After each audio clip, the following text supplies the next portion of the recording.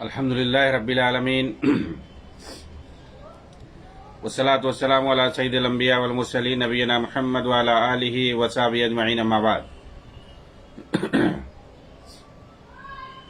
محترم ناظرین کرام اور دیگر سامعین، پچھلے درس کے اندر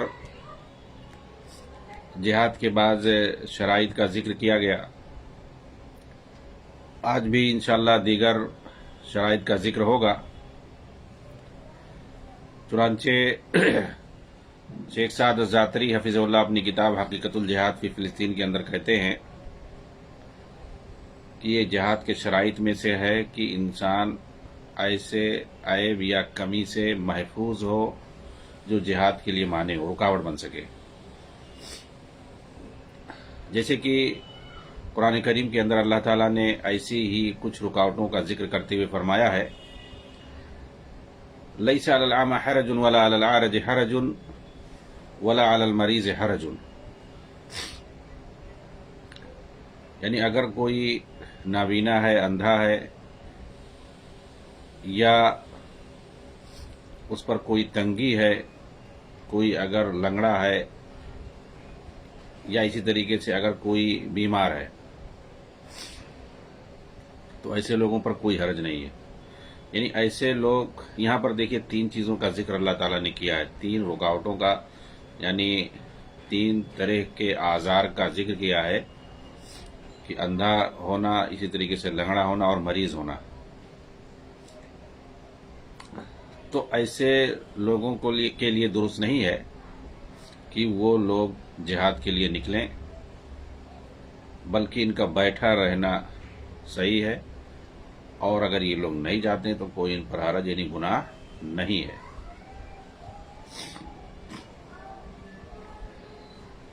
جہاد کے شرائط میں سے آگے بیان کرتے ہیں کہ راستے کا خرچہ ہو۔ تو خرچے کا ہونا، جس طریقے سے حج کے لیے یعنی وہاں سفر کرنا ہے، جانا ہے، تو سفر کا خرچہ ہونا ضروری ہے، تو اس میں بھی خرچہ کا ہونا، جس کو سامان رسد کہتے ہیں، ضروری ہے۔ اس میں جو ہے سواری ہے، اسلحہ ہے، اور اسی طریقے سے کھانے کا خرچہ ہے، یہ ساری چیزیں ضروری ہیں۔ اللہ تعالیٰ نے فرمایا لیس علی الضعفاء ولا علی المرضى ولا علی الذین لا یجدون ما ينفقون حرج اذا نصحوا للہ ورسولہ، یعنی جس طریقے سے کمزوروں پر یا اسی طریقے سے بیماروں پر کوئی حرج نہیں ہے کہ وہ بیٹھے رہیں، وہ جہاد کے لیے نہ نکلیں، اسی طریقے سے جو جانے کے لیے راستے کا خرچہ بھی نہیں پاتے ہیں، ان کے پاس ایسا کچھ نہیں کہ اس کو خرچ کر سکیں، وہ خرچہ برداشت کر سکیں، تو ان پر بھی جہاد نہیں ہے، یعنی ان کو بھی نکلنا نہیں ہے، کیونکہ ان کے پاس خرچہ ہی نہیں ہے نکلنے کا۔ آدمی کے پاس مثال کے طور پر اس کے بال بچے ہیں، وہ ان کو کماتا کھلاتا ہے، اور اتنی مقدار میں وہ کماتا کھلاتا ہے کہ اس کے چلے جانے سے اس کے بال بچے بھوکے مریں گے، تو ظاہر سی بات، اور پلس جو ہے راستے کا اس کے پاس خرچہ ہے بھی نہیں جو ہونا چاہیے، الا یہ کہ کوئی دوسرا جو ہے یہ کفالت کرے، اس کے بال بچوں کی کفالت کرے، اور یہ کہ اس کے جو ہے اخراجات جو ہو سکتے ہیں راستے کے، اور جو سامان ہو سکتے ہیں، ان سب کی کفالت کرے گا کسی کو۔ اسی کو کہا گیا من جہز غازیا، جو کوئی کفالت کرے، جو کوئی اپنے خرچے پر کسی کو بھیجے، تو پھر کوئی حرج نہیں ہے۔ اور ساتھ میں ضروری ہے کہ اس کے پاس یعنی وہ ہر طرح سے فٹ ہو۔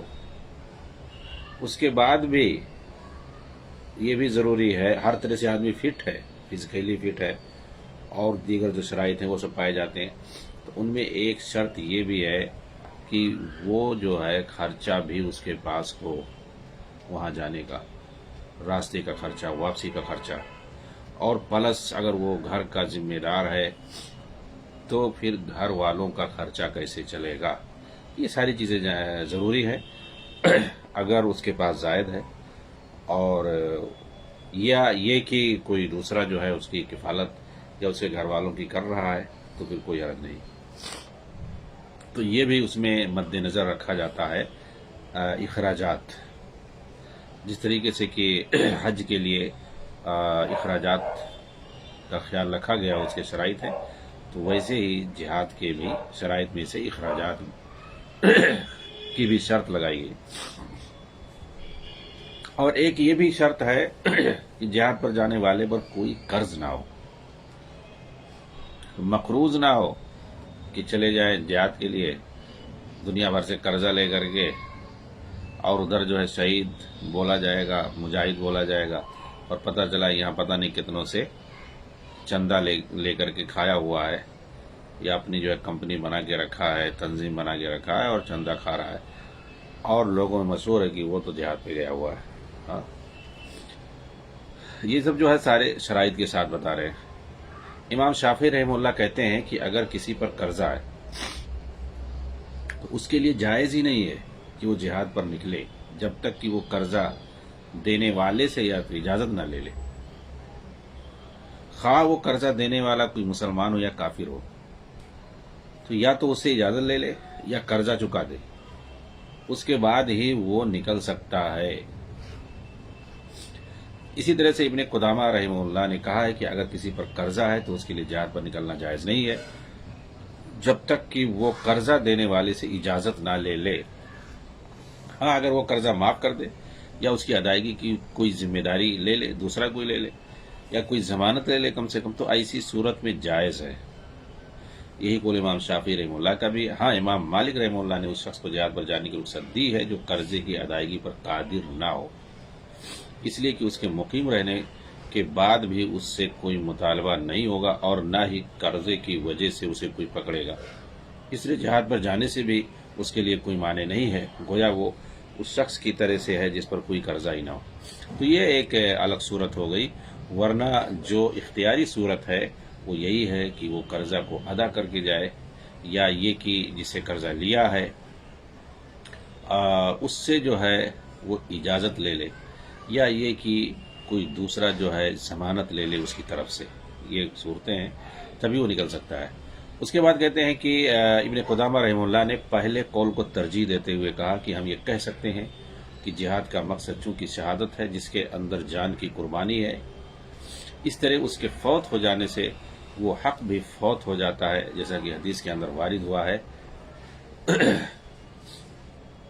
حضرت قتادہ رضی اللہ تعالی عنہ بیان کرتے ہیں کہ ایک شخص اللہ کے رسول صلی اللہ علیہ وسلم کے پاس آیا، اس وقت آپ ممبر پر کھڑے ہو کر کے خطاب فرما رہے تھے۔ اس نے عرض کیا، اللہ کے رسول آپ بتائیے اگر میں اپنی تلوار اللہ کی راہ میں چلاؤں، ثابت قدمی کے ساتھ بنیت ثواب، سینہ سپر رہوں، پیچھے نہ ہٹوں یہاں تک کہ قتل کر دیا جاؤں، تو کیا اللہ تعالیٰ میرے سبھی گناہوں کو مٹا دے گا؟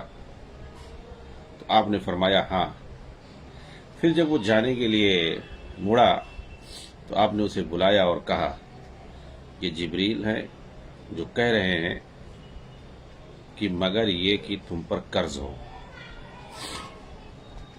تو یہ حدیث جو ہے، ھذا جبریل یقول الا یکون علیک دین، یہ سنن نسائی کی روایت ہے، صحیح روایت ہے۔ تو اس حدیث سے پتہ چلتا ہے کہ اگر قرضہ ہے تو ایسی صورت میں اس کا حساب ہوگا۔ قرضہ اگر آدمی لیا ہوا ہے یا انسانوں کے کوئی حقوق ہیں تو وہ کوئی بڑی سے بڑی بھی کوئی نیکی کرے، اس کی وجہ سے جو بندوں کے حقوق ہیں وہ معاف نہیں ہو جائیں گے۔ اگر بندوں کے حقوق کچھ لے کر کے گیا ہے، مرا ہے، خواہ وہ کسی بھی حالت میں مرا ہو، وہ جہاد کرتے ہوئے کیوں نہ مرا ہو، تو بھی جو ہے کہنے کا مطلب اس حدیث کی روشنی میں کہ اس کا حساب ہوگا ہی اس سے۔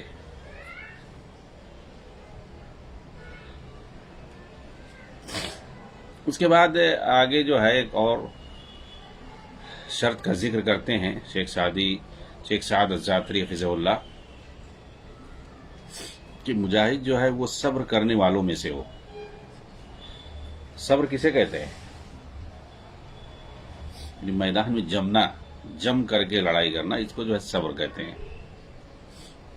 یعنی دشمنوں کے سامنے جم کر کے مقابلہ کرنے کو صبر کہتے ہیں۔ یہاں پہ میدان جہاد میں صبر کا لفظ جو استعمال ہوتا ہے وہ دشمنوں کے سامنے دشمنوں کے سامنے جم کر کے لڑائی کرنا، پیٹ پھیر کر کے بھاگنا نہیں۔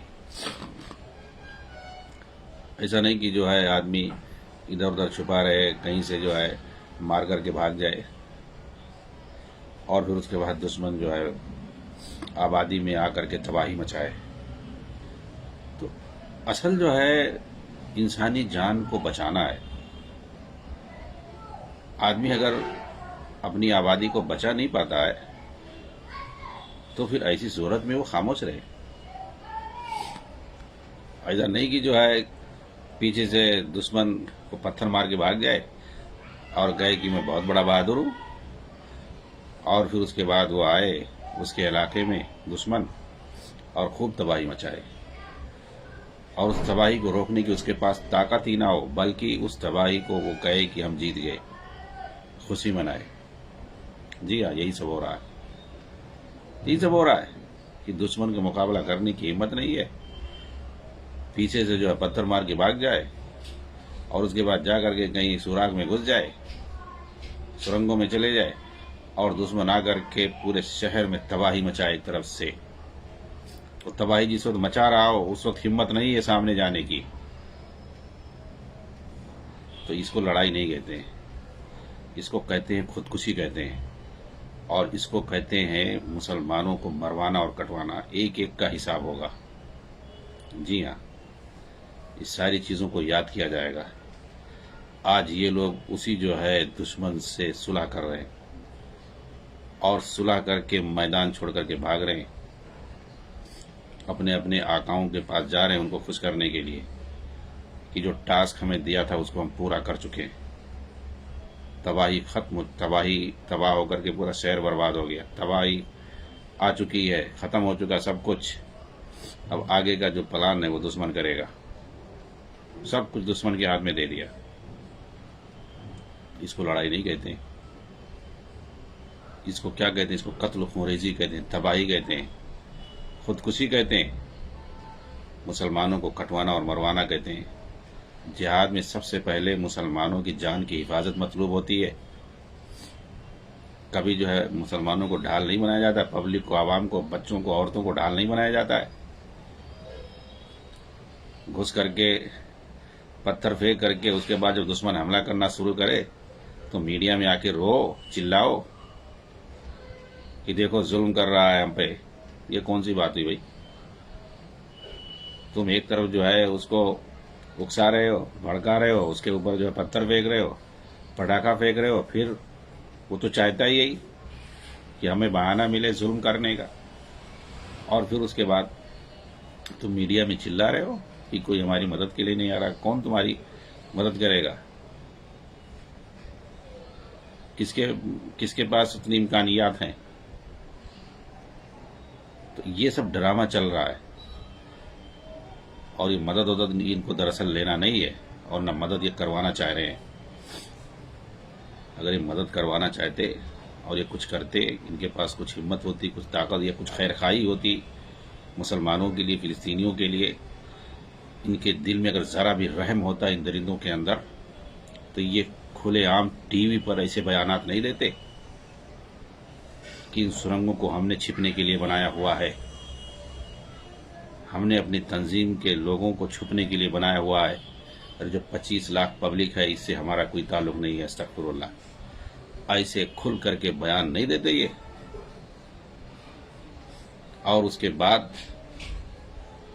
بڑی بے شرمی اور بے حیائی سے یہ روافظ کے پاس جا کر کے گھٹنا ٹیک کر کے غلاموں کی طرح سے نہیں کہتے کہ ہم جو ہے جو ٹاسک دیا گیا تھا ہم جیت گئے، اور آپ کی آشیرواد ہمیں حاصل ہے جس کی وجہ سے ہم کامیاب ہوئے۔ کون سی کامیابی لی بھائی؟ کس لیے چھیڑی تھی لڑائی؟ کس لیے جو ہے کچھ معصوم لوگوں کو کس لیے جو ہے پکڑ کر کے لے گئے؟ پبلک کو، کچھ پبلک کو پکڑ کے لے گئے، ان کا کیا قصور تھا بھائی؟ اگر تم کو لڑنا تھا تو فوج سے لڑو، ہمت ہے تو، اور کچھ جو ہے علاقہ آزاد کراؤ، الٹا دے دیا۔ تو کچھ لوگوں کو لے جا کر کے سرنگ میں بیٹھا کے رکھنا، ان کو کھلانا پلانا، اور उन्हीं की हिफाजत करना सही से। यहूदियों की हिफाजत के लिए तुमको रखा गया है, या तुम अपने आप को जो साबित कर रहे हो कि हम लड़ रहे हैं, फिलिस्तीन के लिए लड़ रहे हैं, कि तुम यहूदियों को बचाने के लिए लड़ रहे थे उनको, और हमेशा उसी की दहाई दे रहे थे कि जो है जिस तरीके से दुश्मन बमबारी कर रहा है, तो यहाँ जो हमारे पास कैदी हैं, हमारे पास जो यरगमाली हैं, उनकी जान को खतरा है, ये है वो है, दुनिया को चाहिए कि उसको रोके। यानी तुमको जो है यहूदियों को बचाने की फिक्र है, और जो मुसलमान मारे जा रहे हैं उसकी कोई फिक्र नहीं है। ये सब जो है पूरा सोची समझी जो है पूरी प्लानिंग के साथ हुआ है। वहाँ से मुसलमानों को ख़त्म करना, वहाँ से हटाना, वहाँ से निकालना, ये सब पूरा प्लान आज से नहीं, बहुत पहले से 2010, 12, 14 से चल रहा है, 18 से चल रहा है। ऐसी कोशिशें हुई हैं 2012 के अंदर, जब मिस्र के अंदर मुर्सी की हुकूमत थी इख्वानियों की, उस वक्त भी यही सब हो रहा था, लेकिन फौज ने, वहाँ की मिस्र की फौज ने उसकी हुकूमत को ख़त्म करके मामला अपने हाथ में ले लिया। और जो उस वक्त हिलेरी और ओबामा, इन दोनों का कनेक्शन था, इन दोनों ने मिल करके जो हुकूमत बनवाई थी, और पैसा भी इन लोगों को खिलाया था कि कैसे वहाँ से गजा से मुसलमानों को हटाना है, सहराए सेना में बसाना है। ये प्लानिंग आज से नहीं, बहुत पहले से चल रही है कि वहाँ से निकालना है, और उस इलाके में अमेरिका और इसराइल अपना सब कुछ बनाना चाहते हैं। वो समंदर के किनारे जो खूबसूरत इलाका है, बहुत ही बेहतरीन वो शहर जो कि उजड़ गया, एकदम वीरान हो गया, बहुत ही खूबसूरत, यूरोप के बड़े बड़े उम्दा खूबसूरत शहरों से भी अच्छा था वो गजा जो सिटी थी, पूरा इन लोगों ने वीरान करवा दिया। तो वैसे नहीं, ये पूरी प्लानिंग के साथ हुआ है। उसने जो है इसराइल ने इसे नहीं सबको तबाह कर दिया, और चंद जो है सरफरे और चंद गुंडों को उसने छोड़ दिया। क्यों छोड़ दिया भाई? जो सर इधर उधर जो है दंदनाते फिरते हैं, क्या उसको नहीं पता है? पूरी सिक्योरिटी, हर तरह की चप्पे चप्पे पे वो हर चीज को मालूम है उसको। लेकिन क्या वो बीच गजा में रफा के अंदर ये लोग रहते हैं, इनका जो हेडक्वार्टर है, सब कुछ जो है उनको पता है, लेकिन इनको क्यों नहीं मार रहे हैं, इनको क्यों नहीं खत्म कर रहे हैं? ये दंदनाते फिरते हैं, ये जो है रिवाल्वर और बंदूक लेकर के, छोटे असलहे लेकर के घूमते हैं। इसराइल अगर इनको दुश्मन समझता है अपना और दहशतगर्द समझता है, इनको क्यों नहीं मारता है वो? ये इनके आदमी जो भी मारे जाते हैं, जो पब्लिक में होते हैं, और इसराइल को पता होता नहीं होता है, लेकिन कोई मर जाता है तो ये लोग छापते हैं, ओ लड़ाई करते हुए मारा गया ऐसा। वहां कौन लड़ाई कर रहा? कोई नहीं लड़ाई कर रहा, दंदनाते ये लोग फिरते हैं। ये पूरी जो है सोची समझी प्लानिंग के साथ हो रहा है। अल्लाह रब्बुल आलमीन जालिमों को कफरी किरदार तक पहुंचाए। तो यह सब्र जो है ज़रूरी है।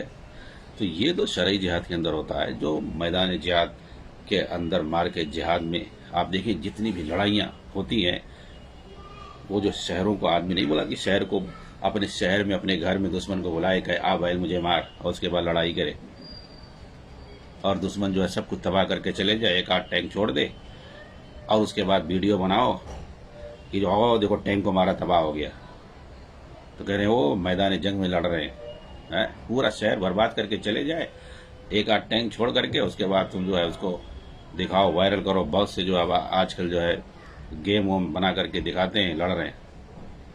ये बाकायदा पूरी प्लानिंग के साथ दिखाया जाता है, ताकि दुनिया वालों को, या कम से कम जो है उनके जो प्रशंसक हैं, उनको पता रहे, और वो उसी जो है गुमान में बैठे रहें कि हाँ ये लोग लड़ रहे हैं, सामने लड़ रहे हैं। भाई इसराइल वो पूरे मिसाइल से हमला करता है, एक मिसाइल में पूरी एक बिल्डिंग तबाह हो जाती है। कौन उसका मुकाबला? इसके पास है कोई वैसा सामान क्या मुकाबला करने का?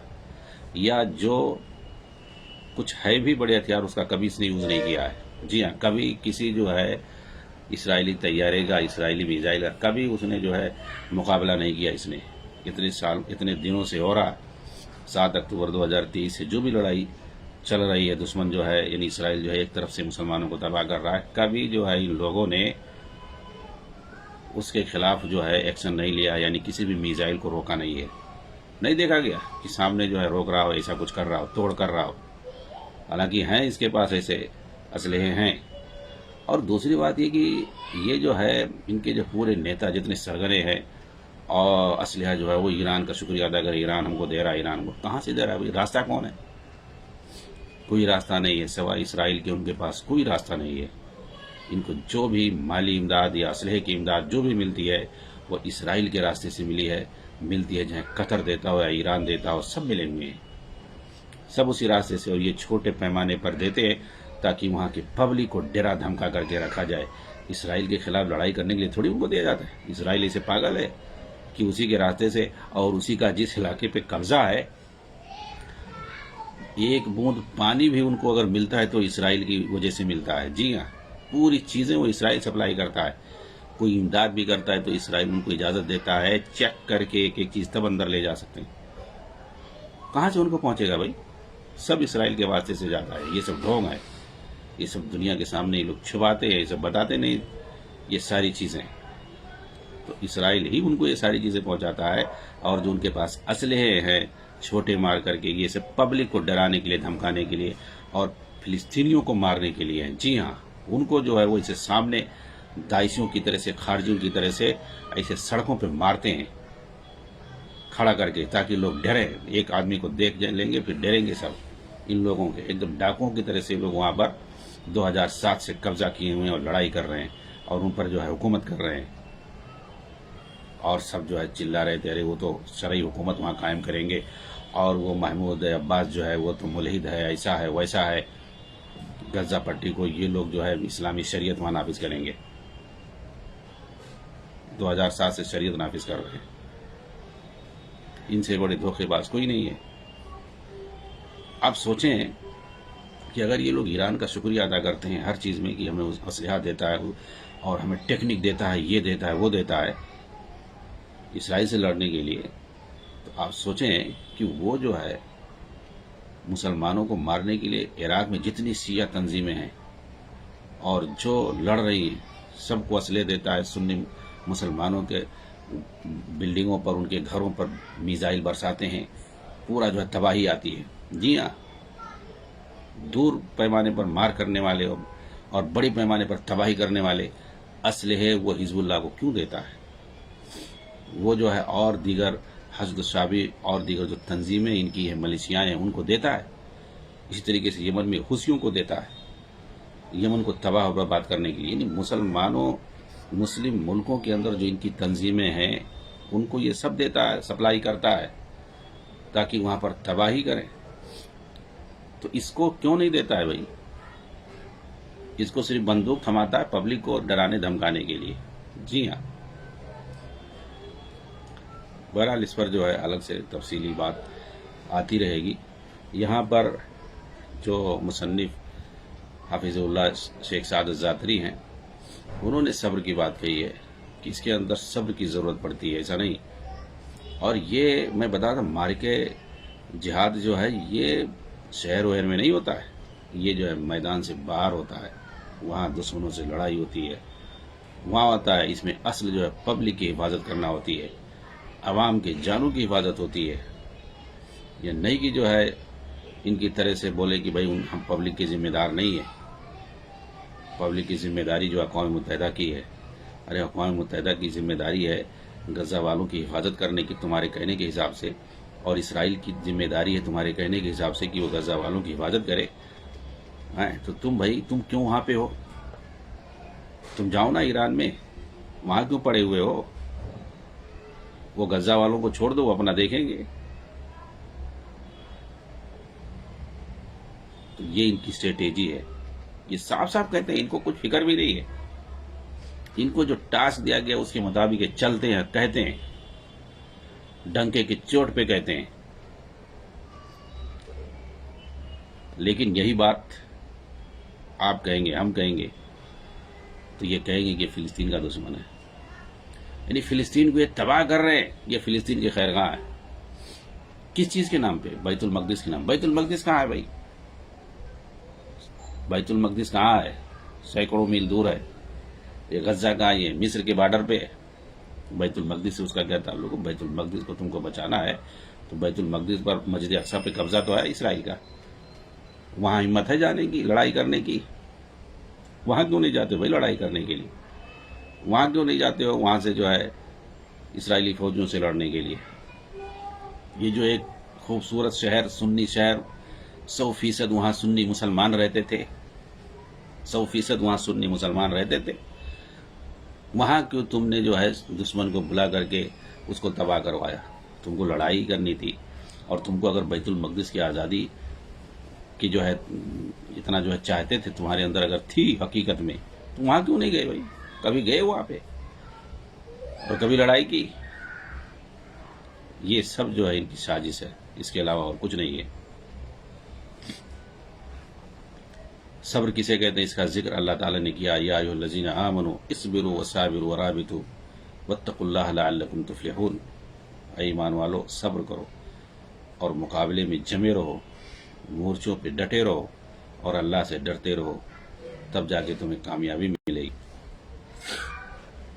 یہ نہیں کہ جو سرنگے میں گھسے رہو، سرنگوں میں گھسے رہو اور اس کے بعد دشمن تباہی مچا کر کے، تباہی پھیلا کر کے چلا جائے تو تم آؤ خوشی منانے کے لیے اور جشن منانے کے لیے کہ ہم جیت گئے، فلسطین ہمارا کچھ نہیں کر پایا۔ فلسطین نے پورا شہر تباہ کر دیا اور کہہ رہے ہیں کہ وہ کچھ نہیں کر پایا، ڈنکے کی چوٹ پہ کہتے ہیں کہ فلسطین ہمارا کچھ نہیں کر سکا۔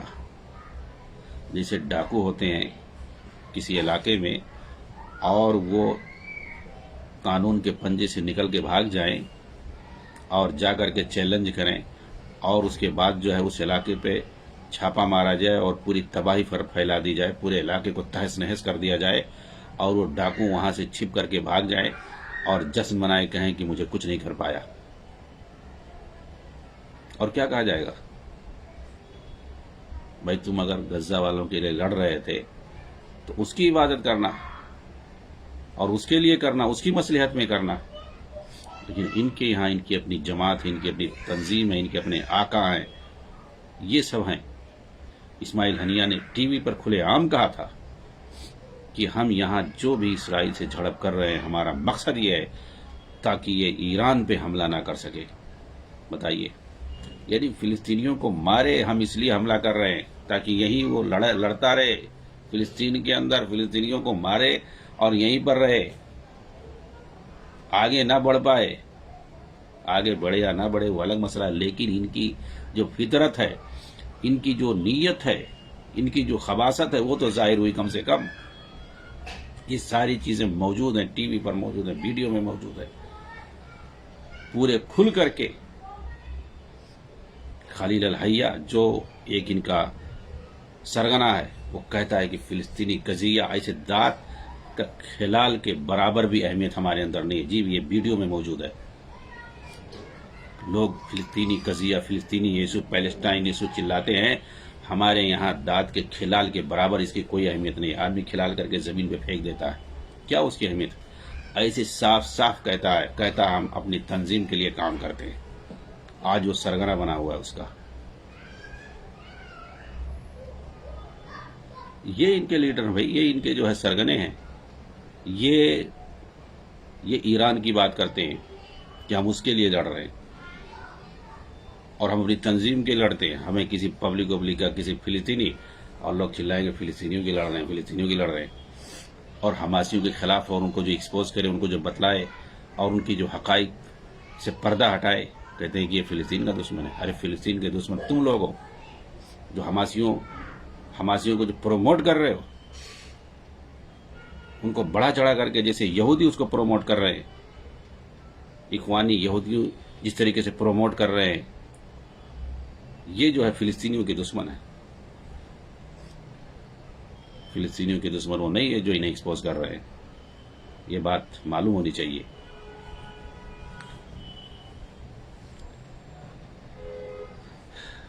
آگے کہتے ہیں کہ نبی اکرم صلی اللہ علیہ وسلم نے معرکے کے وقت منہ پھیر کر بھاگنے سے خبردار کیا، بلکہ اسے کبیرہ گناہوں میں شمار کیا گیا، جیسا کہ 7 ہلاک کرنے والی چیزوں سے بچنے والی حدیث کے اندر آیا ہے۔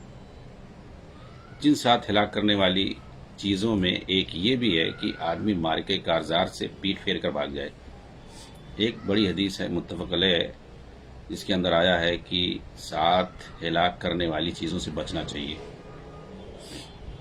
اس کے اندر جادو سیکھنا ہے، اور اسی طریقے سے آخر میں ہے کہ منہ پھیر کر بھاگنا، سامنے دشمن کا مقابلہ تو آدمی منہ پھیر کے بھاگ جائے، تو ہلاک کرنے والی چیز ہے، مطلب گناہ کبیرہ ہے۔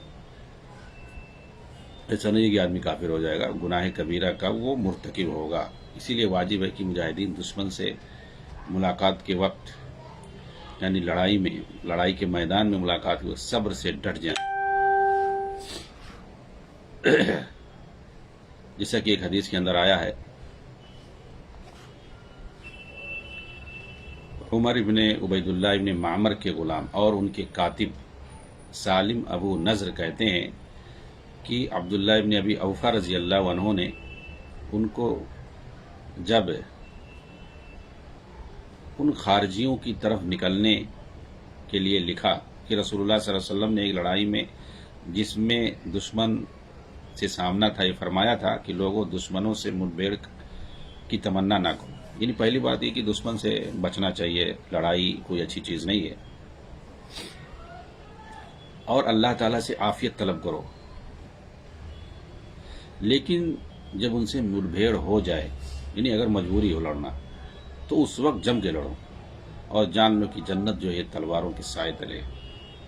اس کے بعد فرمایا کہ اے اللہ، کتابوں کے نازل کرنے والے، بادلوں کو چلانے والے، جتھوں کو شکست دینے والے، انہیں تو شکست دے اور ہمیں ان پر غلبہ عطا کر۔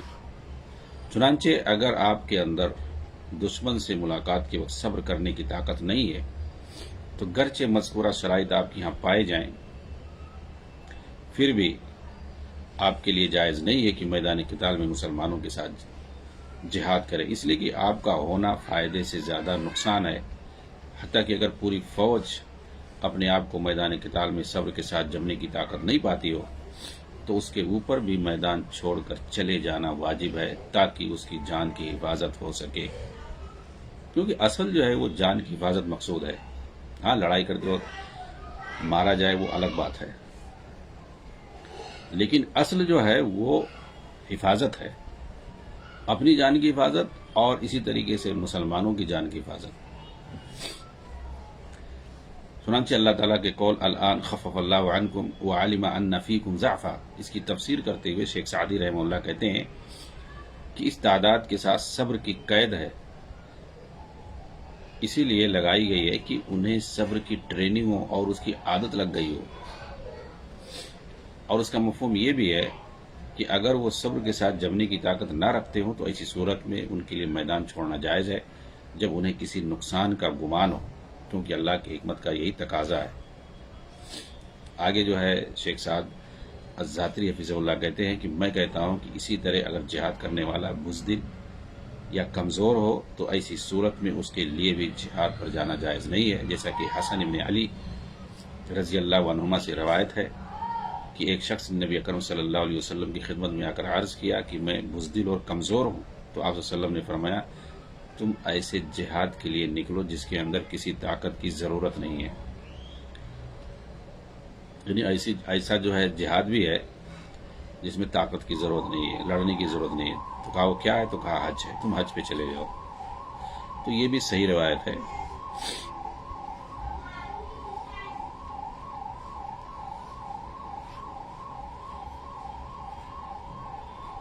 ابھی جو ہے جہاد کے شرائط پر آگے بھی تفصیلی گفتگو شیخ سعد الزاتری حفظہ اللہ نے اپنی اس کتاب کے اندر، یعنی حقیقت الجہاد فی فلسطین کے اندر کی ہے۔ انشاءاللہ اگلے دروس میں ان کا ذکر تفصیل سے کیا جائے گا۔ السلام علیکم ورحمۃ اللہ وبرکاتہ۔